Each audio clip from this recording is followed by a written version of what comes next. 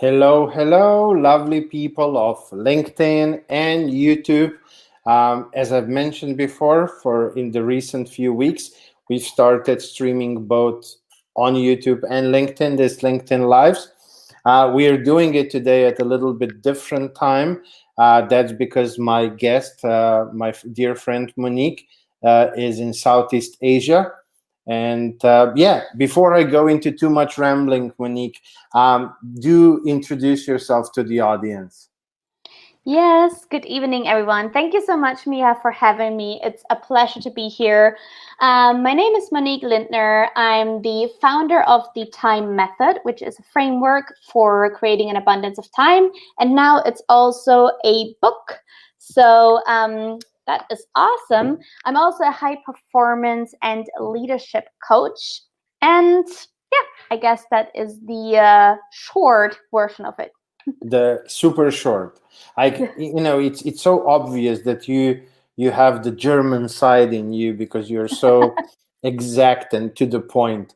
Well, Monique, maybe we can start a little bit with your story. What do you think? Mhm. Because you've had a interesting career before you started doing what you're doing now, and I think it's a really good intro into the conversation about productivity and time that we're going to have a little bit later.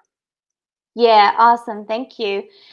So, I'm in this industry of, performance, productivity, project management, all of these things for over 18 years now. So that's quite some time. Um, and my background is from a project and events management and team leadership. And the reason why I'm getting to this point or got to this point of like high performance from a very different point of view than many other people in this industry is because I started working when I was 13 years old.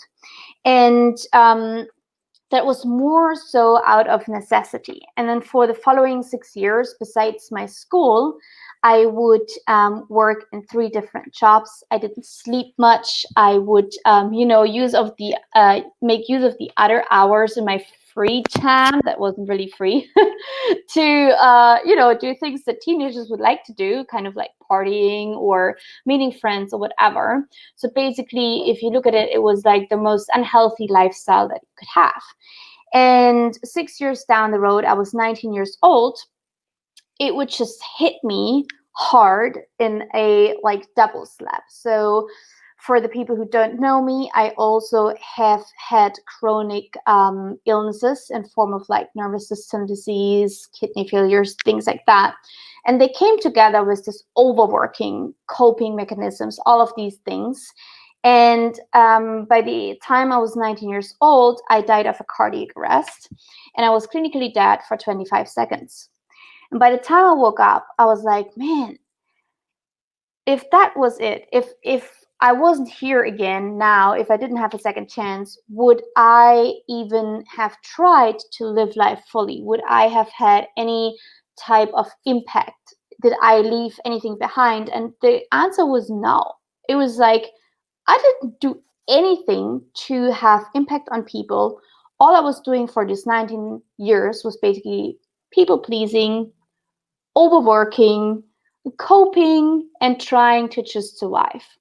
And quite frankly, that was a miserable life. So from that time on, I made it a mission to change that first for myself. And once I figured that out, my mission became to change that for other people and to have them be able to integrate work and life, but also really to live a life full of excitement and fulfillment and not just, work, because there's so much more to life than that. Yes, absolutely. There's a lot more to it than just work. I really hate it when they say work-life balance because it's kind of what just work and everything else is life. Mm-hmm. I'm so much more fan of healthy life balance, and there is where your productivity work, and maybe we can start with that before we go to the book. Is Mm-hmm. you already mentioned a little bit what you do with your clients, for your clients, but uh, if we can go maybe in some examples. I know that our audience loves real life examples. Of course, you don't have to mention any names, but just, applicable advice that maybe they can use to implement and see some significant difference starting today. Yeah, absolutely. I think my favorite first introduction to time management, productivity, efficiency, would be to create a not to do list for yourself. The first things that I would do with my clients is to just cut all of the BS out of their days. And one thing that you can do is to look at your to-do list and your task list and everything that you would want to do, and you feel like you have to do, or you feel like you have to pursue, and just really prioritize to the core of it, the core 5%, the 5% that are the most important to you but also make the most impact. And everything else moves on a not to do list. And that not to do list is basically your hot oven. When you're a child, you can't just tap the hot oven, right? You burn yourself. That's the same thing with this not to do list. And unless you have created and fulfilled those first 5%, you're not going to move any further to your not to do list. What it does for you, it creates so much more space. It creates space in your time environment, basically. So way more time, way more energy, but also brain space. Basically, you are not thinking about all of these 100 things anymore. It's going to be 5. And so this is one of the first things that I would do, and probably have the most impact as well for my clients or people that just ask me and reach out for the first part, basically. Okay, so maybe this comes very easy, very natural to you, but how do we choose, or are there any techniques where we can figure out, what's really important, what's not, what's really making a difference? Because, one thing is what we might think is important, but maybe something that based on more solid data. How do you go about that? So if I would come to you, how would you dissect all the things that I'm doing and then guide me to figuring out what really will make the impact and where I need to focus? Mm-hmm. So there are 2 questions that I ask my clients to start figuring out what is really important to you. And these 2 questions are: the task that you have in front of you, does it make you money, and does it give you time back? And now there are a few combinations that could happen, right? It could be a yes, yes, it could be a yes, no, it could be a no, yes, and it could be a no, no. And so based on these answers, then we are going to choose what happens. And I described this in the book too. So if it's a double yes, it gives you money, or it makes you money, and it gives you time back, then obviously you want to pursue this task because it's like a double win for yourself. If it's going to make you money, but it doesn't give you any time back, then it is a task that you want to look into pursuing, but it's not necessarily the most important, but it's probably urgent if you're in a position where you find yourself, you still kind of have to make money in order to sustain yourself. If you're in a position where you don't have to make this money, you don't necessarily need to choose this task. If those are tasks that don't make you money, but they give you time back, they're then more favorable for people who don't need to make money necessarily anymore. And you just want to move forward with these type of tasks in order to create more time and free up more energy and more space for yourself. And if both are no, those are just tasks that go on your not to do list. So these 2 questions are great, but there are also more traditional tools, for example, the Eisenhower box. The Eisenhower box is a tool where you can check in with different versions of questions or reflections. And basically the 4 categories that come out of it is do, decide, delegate, and delete. And do is obviously the category that you immediately want to approach doing. Deciding is whether you, the second category is to decide whether you're going to do this task now or later, and you're scheduling it. delegating is to outsource, and deleting is then to erase that from your to-do list. And it's the both of these indicators basically that we use there is like, is this task important and urgent? And that's basically how you indicate in which category this task falls. So these two tools are probably the most efficient ones to choose for your prioritization. I didn't know about this Eisenhower box, but I kind of used a similar thing, which is delete, delegate, do. And now what I'm seeing with most of the entrepreneurs I am in contact with, they go the other way around. First, they try to do everything. Then when they really start burning out, they might delegate something and almost nothing gets deleted. And the way I do things is I look at whatever I have to do. I first delete whatever really isn't necessary. Then I'm really, really thinking how I can delegate all the rest. And so I really am left with just a few things to do myself.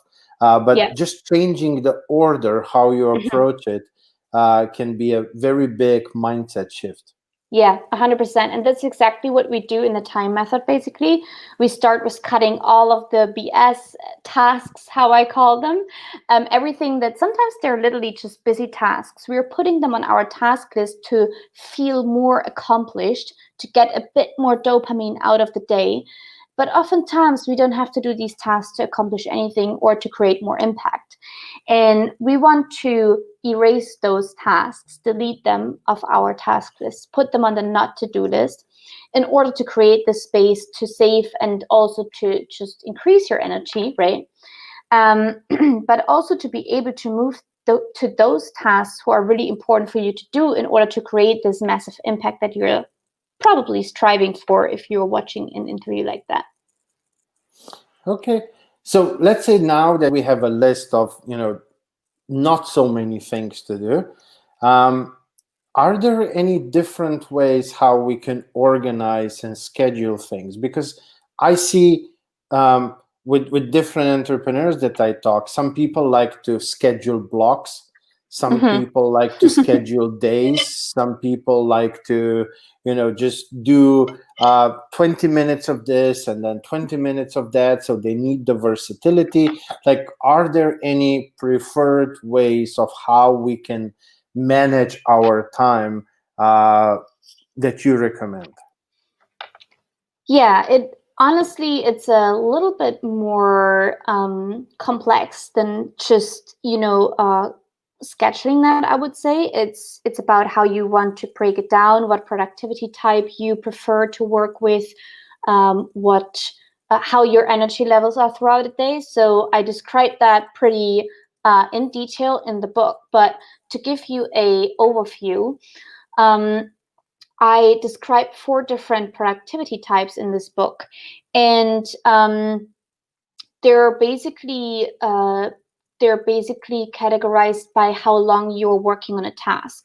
Some people who, for example, identify or were diagnosed with ADHD, they oftentimes cannot focus or concentrate longer than 5 minutes. So there's a productivity type that I kind of developed throughout the past 10 years where there is a way to create a task set and then break it down into 5-minute snippets and be very diligent about these 5 minutes so that you actually get to your goal. It's not going to take you as fast to get to the goal as if someone, for example, would be able to focus for 4 hours, but you can go in small steps, and you can still get to the same goal in a day if you are working up your way and you be really diligent not to get distracted in between for too long.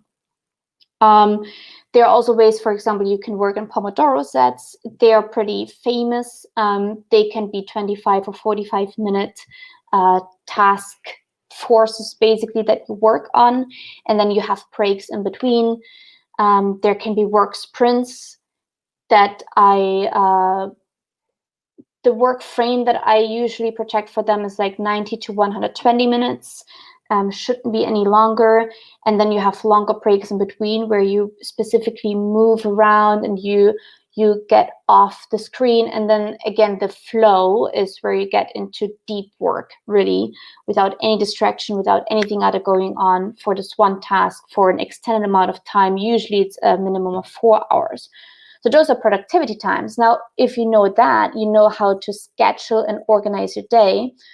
Because if you, for example, would be scheduling blocks, a lot of people do time blocking, and I always tell my clients it doesn't work. And the reason why it doesn't work is because they don't know their productivity types. Now, say you're a person with ADHD, or you feel like you just can't focus very long, but you time block your calendar and you block out 2-hour blocks. Now imagine you're someone who can't focus longer than 5 minutes, but you block out a 2-hour block. What happens there? You're just getting distracted. You're not going to focus on this one task. You're getting off, you're hitting shiny object syndrome, and off you go. And your task is never going to be done. So there are definitely different ways depending on these productivity types. And you want to first look at your productivity type and what's the best way for you how to break down your tasks and work on them. And then based on them, you want to schedule them in your calendar. And the way I recommend doing that is to batch topics together, so your mind doesn't have to switch around between, let's just say, marketing and what's the complete opposite of marketing? I don't know, like content. Finances. Oh yeah, finance, perfect. So like if you have a day where you have 5 different categories of topics, your mind is going to be so trained, your energy is going to be so trained because it has to switch so often. But if you can have a day where you, for example, have a content creation day, you create content for marketing, content for the website, content for these, content for that. There are different tasks, and you still stay in one topic category. And then the way you schedule it is you take this task. So let's just say you want to write a blog post. You know it's usually going to take you an hour and a half, but your productivity type is the Pomodoro. Then you know you have to schedule probably 4 Pomodoros to get through this blog post. Okay, that makes sense. Now, a question for you. I think you mentioned a few times focus time, distraction free. And on the other hand, we have a whole bunch of people who will gladly say that they are super great at multitasking. What's your take on, the single task and being really focused and finishing one thing at a time, taking away distractions, not just notifications, but also cleaning up your desk, making it super minimal so that you're really focused on that one thing, versus the multitaskers with everything lying around? What's your opinion on that? Can it be done in the crazier way? I mean, if you want to battle up your way, please feel free to keep multitasking. But I say that much, it doesn't work. Not for women either. It's a thing, like multitasking is a myth that just needs to be busted over and over again. And I feel like, especially in countries like Germany, where I'm from, it has become such a badge of honor. Like, I'm a multitasker. We even put this in our CV, I'm great at multitasking. I do not want to be great at multitasking whatsoever, because it means I'm not doing one or the other thing or both in the highest quality that I could. And the reason why is because our brain is literally scientifically not able to focus on 2 different things at the same time. Now, a lot of people will be like, oh, but I can watch TV and cook. Oh, really? So how much do you remember of your TV show while you're cooking? Or the other way around. Do you remember how you actually cut your carrots and put them in the pot, or how many snippets you cut or whatever? It's like you are actually not focusing on both at the same time. It is not possible. Whether you like it or not, that's totally fine. You do not have to like that, but it's a scientific fact. Now, what happens is the brain, in order to support you and want to help you, switches back and forth between those tasks. And this is why we believe we can multitask, right? So it switches back and forth all the time. What it does though is you actually do need up to 5 times longer to get this task done. And the quality decrease is also up to 50%. So I don't want to half-ass my tasks and need 5 times longer. So I rather focus and get it done and over-deliver on my tasks and the quality. Okay, I like your explanation, Monique. I really do. Now, next question, and I've heard you say this a few times already, energy. So my opinion is that, well, of course, we need to be good at managing our time, allocating slots and so on for the maximum productivity. But, at the end of the day, we all have 1,440 minutes in a day. And even if we are not comparing ourselves to anybody else, but on certain days, we do a whole lot with that amount of minutes. And there are days when we don't really do much.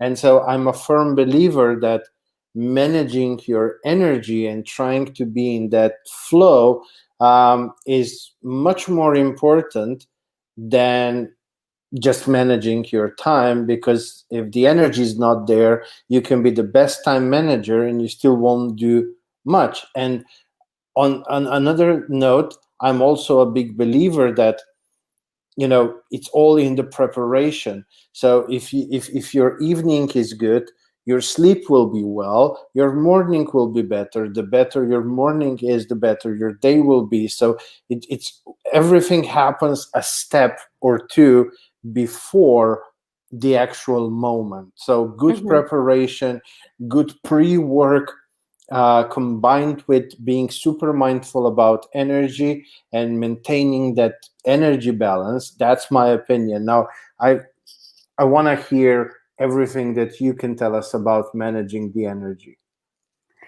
Yeah, absolutely. I mean, you can have the fastest Ferrari and it won't drive without fuel.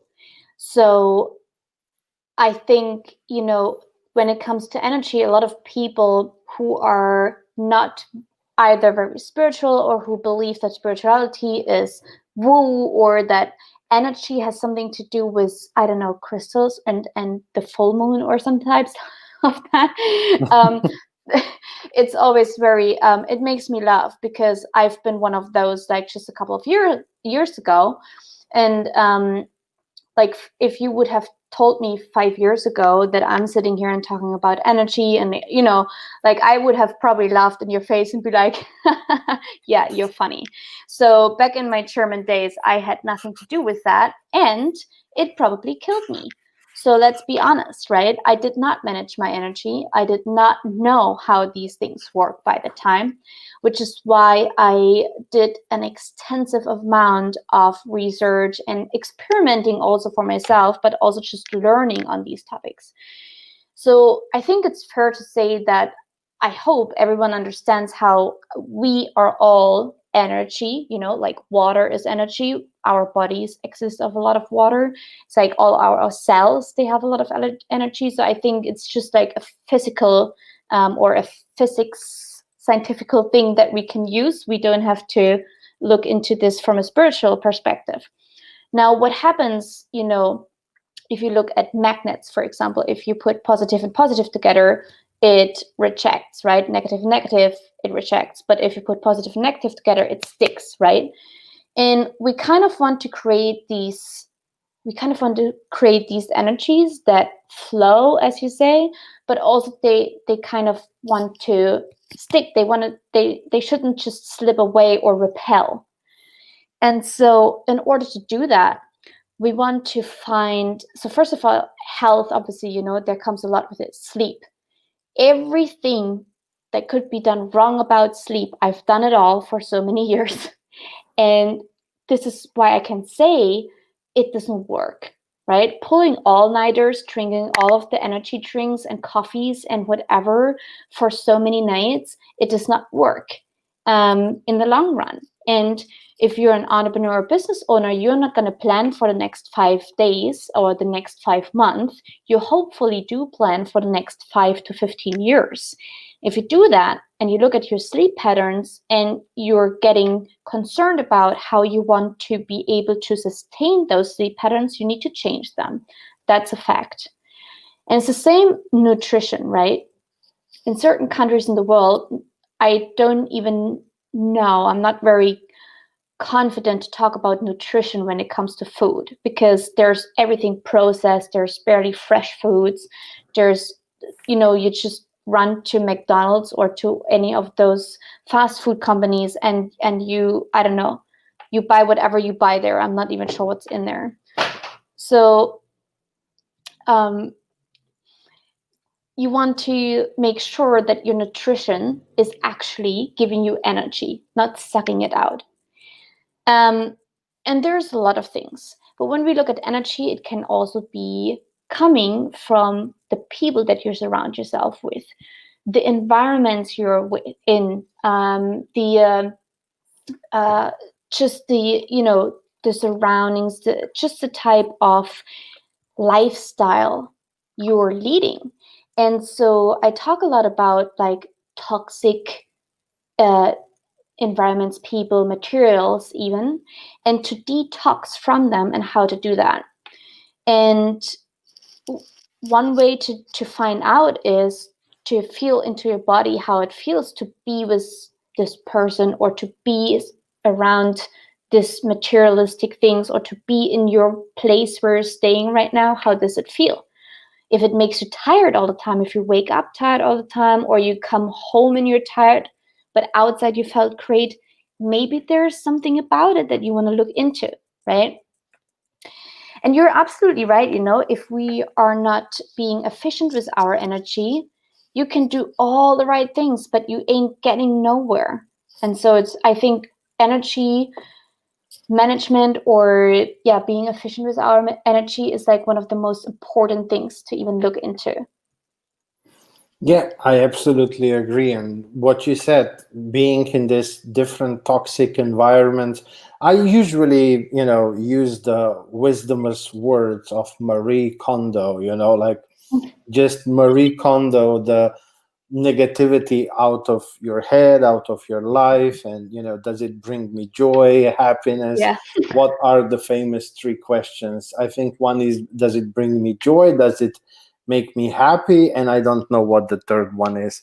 But we can use, so we can not just use, we don't necessarily just have to use that technique just to declutter our house, what she does.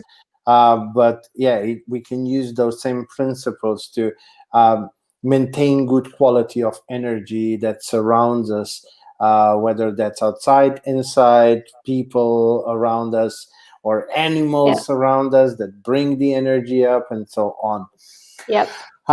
Monique, the time is slowly running out on our interview, and I promise that I will ask you a little bit more to tell us about your book, where people can find it, and even just, what's the best way for people who've heard this interview and what you're saying might be like, ooh, I really need to talk to her.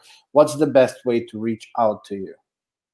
Thank you, Mia. Absolutely. So the book, The Time Method, is available. The paperback, you can get it on the website right now, thetimemethod.com. It will be available on Amazon and all of your favorite online stores for books very soon. The Kindle version is already available there, so you can just go to your Amazon store and look for The Time Method. You find me at LinkedIn here on the profile, or Facebook. I'm very approachable on Facebook and online way too often to answer questions. And on my personal website as well, just my full name, MoniqueLindner.com. And other than that, I truly believe if you've ever felt like you are chasing time, or you're just like in this hamster wheel of time and your tasks, and you're trying to get out, but you don't know where to jump off because otherwise it's just going to throw you away and you're tumbling down the road, then this is the book for you. No matter if you're a business owner or entrepreneur. If you're not, that's totally cool. If you are, then you find even more insights here. And I think especially now in 2020, everyone should be reading it. Even Forbes recommends to read it. So I think you can't be off with this book. You definitely wanna get it. Okay, lovely invitation there. And yes, I would definitely recommend to all of our viewers and listeners on YouTube and LinkedIn to connect with you, to reach out to you, to buy the book. Because yeah, I've known you now for quite some time, and the things Yeah. you're talking about um, are coming from some real hard work that you did in the past, and are very valuable lessons that you've learned through your journey. Indeed. Monique, before we say goodbye, my last question that I always ask: what's the last golden nugget of wisdom? And it doesn't have to be related, to what we just talked about. It can be Mm-hmm. like Mm-hmm. anything that you feel is that last thing that you want to leave the audience with. Mm-hmm. So I want you to think about time not as the most valuable asset, but as the only thing that you truly possess. Because once you lose it or waste it, or you just lived it, it's gone. It's not being able to recreate it. There's no way for you to buy more time unless you outsource things, but in the sheer sense of time. So if you think about it from that position, think about how you really use and value your time. And to make this a little bit more in point, I always tell my client they need to slow down in order to speed up. Imagine you're on a highway and you're driving 250. There's literally no thing in the landscape that you would be able to see. No details, no nothing. It's just green, blue, whatever color is out there. But if you would slow down, you would be able to start see the details. You would be able to start and feel into the environment and the landscape. Now imagine that with your life. How much more value and how much more um, life itself would you get out of it if you would only take your foot from the gas and just slow down? And everything else will speed up around you because you put more focus on it. Where focus goes, energy flows, and the results come with it. So I guess that's all I want them to know. Okay. Well, yeah, quantity versus quality, a whole nother topic that Mm-hmm. can be a whole nother interview. Monique, thank you so much for being my guest.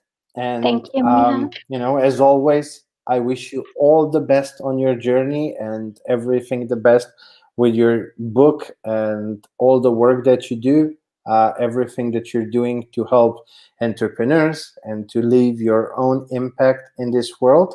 It was a pleasure, as always, talking to you, Monique.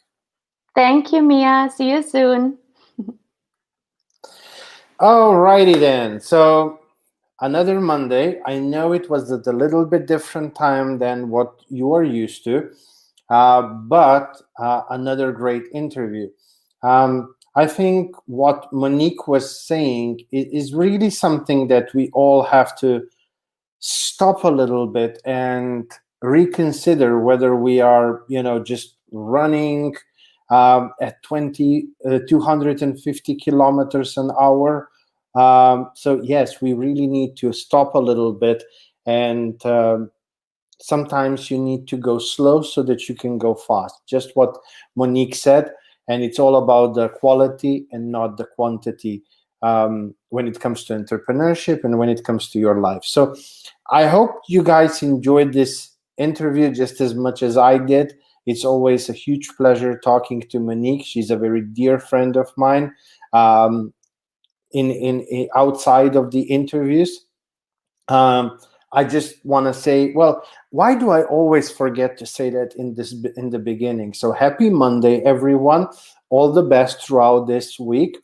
I wish you all the best. I wish you safety and health wherever you are in the world, whatever is happening in your part of the world.